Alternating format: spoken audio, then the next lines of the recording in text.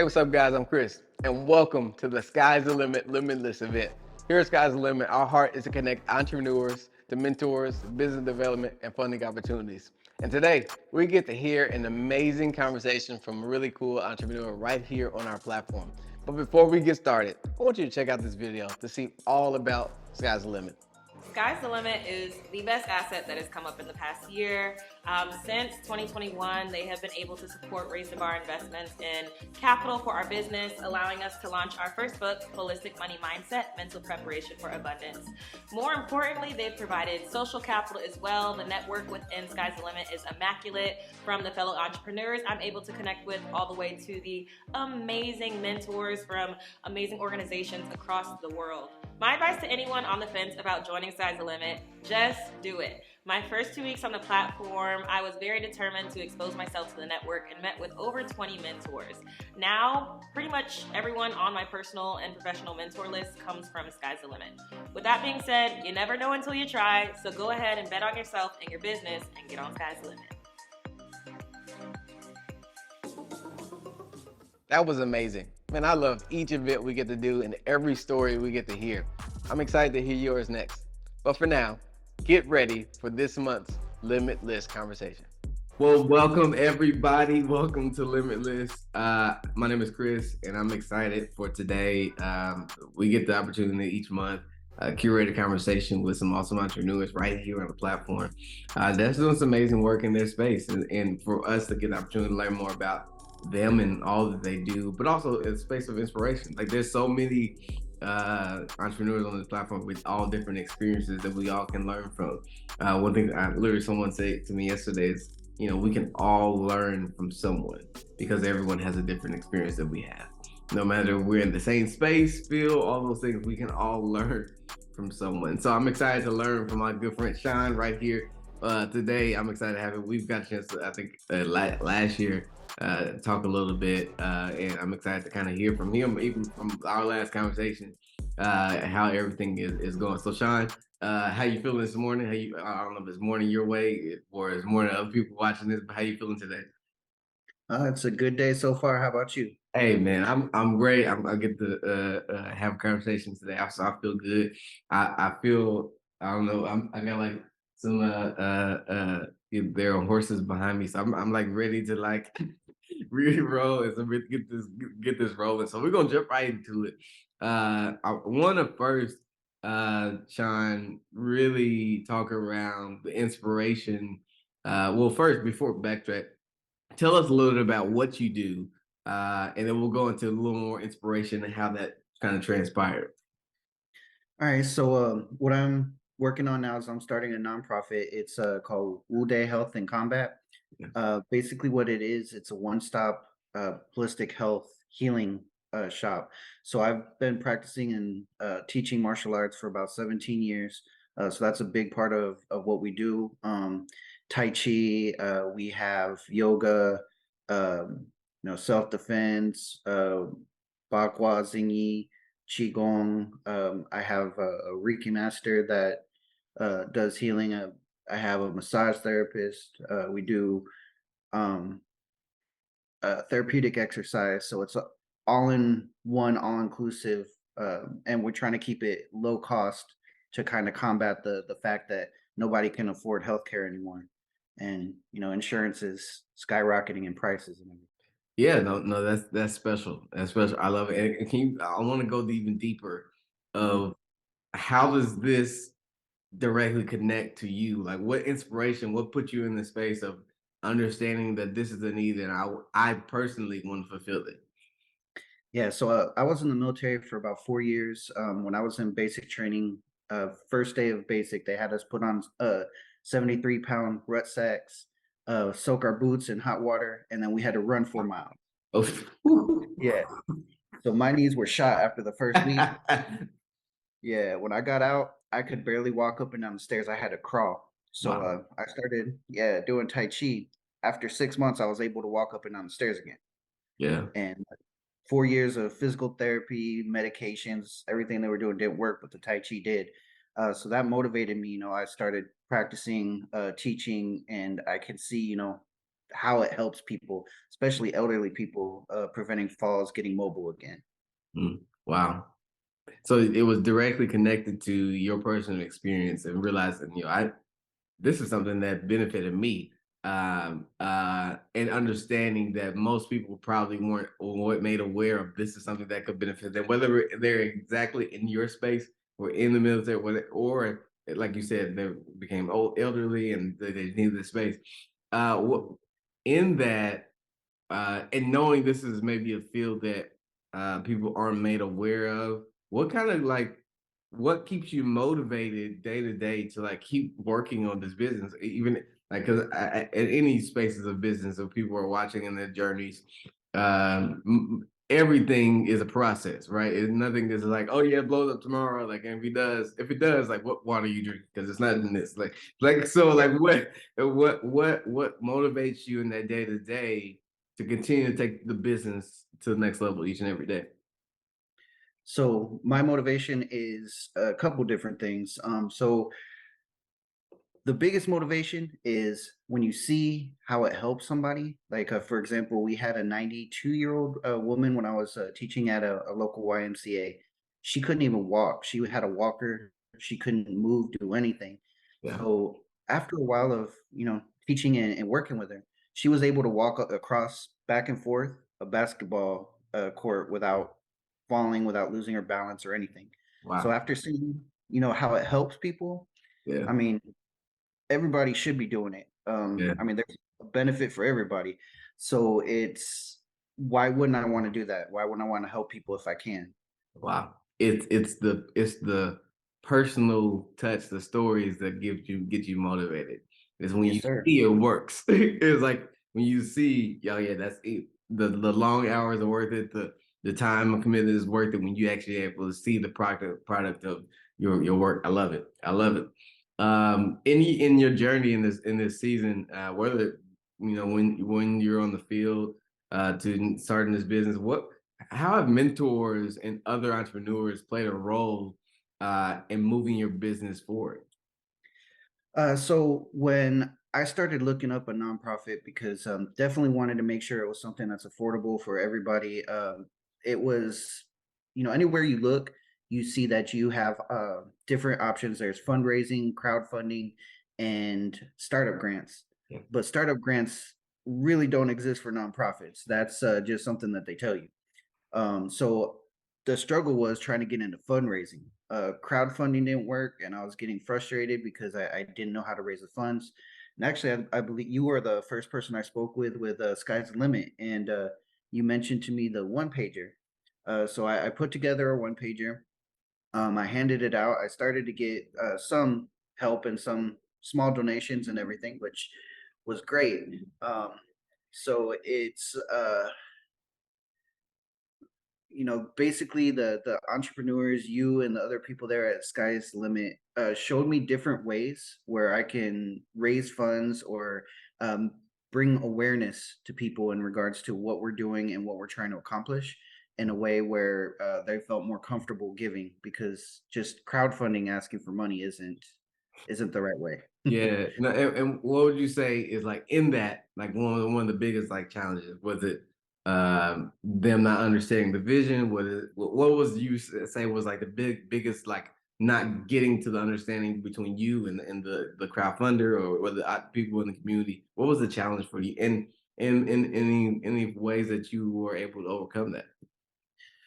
So originally, I would put an explanation of what I'm doing and put a link to my website. When I was putting it out different places, a lot of people were commenting on the posts that this is obviously a fraud. I'm like, well, if you go to my website, I have all my certifications there, but they weren't buying it.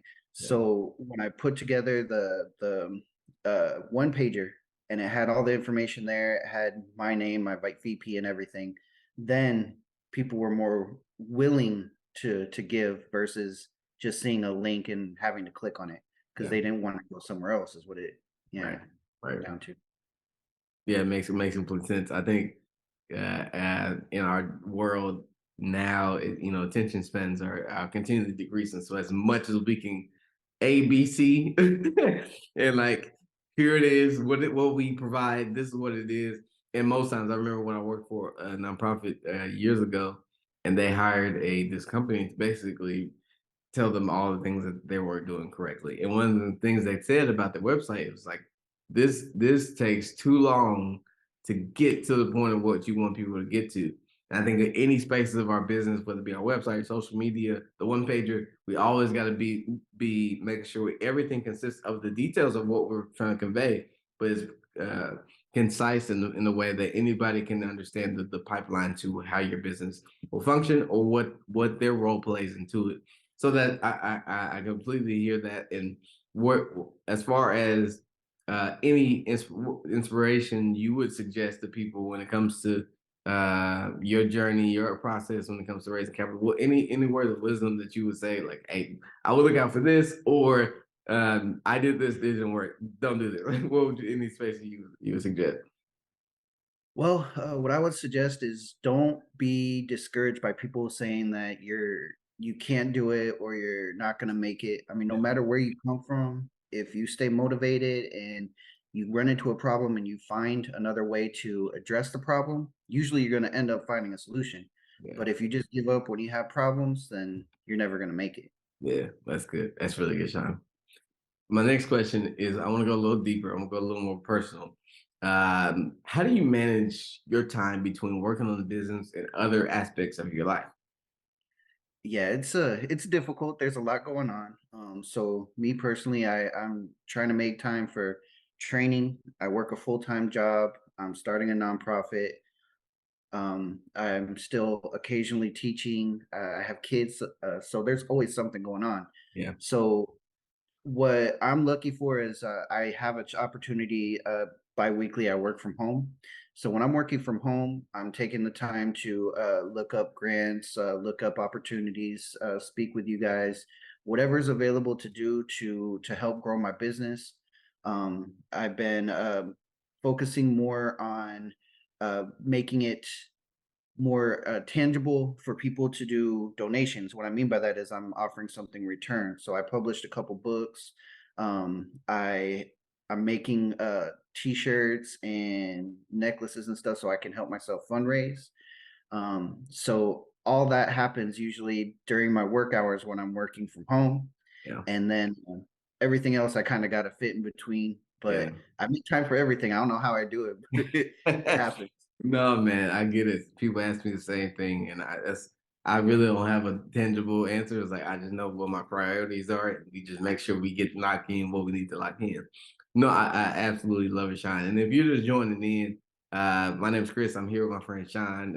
We're a part of a series called Limitless, with Sky's the Limit, promoting some also entrepreneurs from around the world, really, that have joined a part of the Sky's the Limit platform. And and today we're talking around the nuances of entrepreneurship, specifically with my friend Sean's experience. So make sure you check us out at skyslimit.org if you haven't, and give us a follow at Sky's the Limit. Or and then we're gonna keep rolling, Sean. We got a couple questions in. Feel free to throw some questions out in the chat. But we're gonna keep rolling with some questions now. I want to ask Sean, what can entrepreneurs and mentors, in your perspective, and this is both sides, entrepreneurs and mentors, learn from your experience? Well, what I would hope they would learn from the experience that I had, because definitely it wasn't easy starting a business, and where I came from, I didn't come from a good area. I was told I was denied scholarships because I wouldn't amount to anything, all that stuff. What I would hope that people would get is I would hope that entrepreneurs would um, really understand that they shouldn't give up if they hit a roadblock and they feel like it's hopeless. Just approach it from a different angle so that way they can find a solution. And for Yeah, mentors, I would hope that they don't give up on beginners that don't know what they're doing and they're trying their hardest to make things work, but they don't understand. Mentors explaining things and helping them out makes a huge difference. that's really good, Sean. That's really good. And you kind of hit on. I want to even think of for entrepreneurs in their starting space. You know, any words of wisdom or inspiration you would give somebody in that starting space? Like, one thing I always say is all you have is all you need. Mm. And I think a lot of entrepreneurs are like, I got to get the marketing for companies to help do marketing. I got to get all. It's like literally all you have, the phone that you have is enough to create the content that you need to market your business. The idea that you have is enough to like I said before, your siblings are your board of directors. Like if as everyone, until you get to the space that you can acquire and do all this, like all you have is all you need. And so, Sharon, any words of wisdom that you would leave with those who are in that starting space and thinking through all the things? So honestly, the biggest thing that helped me was approaching difficulties from a different angle. Mm, So in Tai Chi, we have a saying called invest in loss. What that means is that losing doesn't necessarily mean that you lost. If you learn something from that loss, then you can grow from it. But if you're constantly winning, mm. there's no room to grow. So Wow. take those losses as room to grow. That's really good. We never uh, take losses. They're always lessons. They're always something we can like learn from. I love it. I love it. Uh, where you're at right now. Again, and this is a journey, it's a process.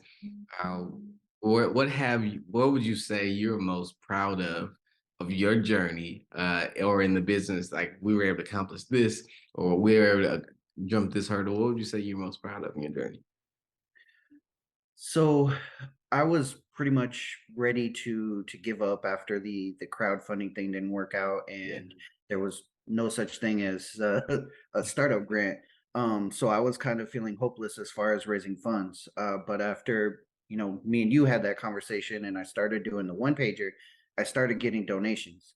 Wow. So I was proud of myself for not giving up, because if I would have Mm. gave up, then Come on. that would have been it for us. Come on. Come on. He didn't give up. Somebody can throw some clap hands in the chat. He didn't give up. I think that's it.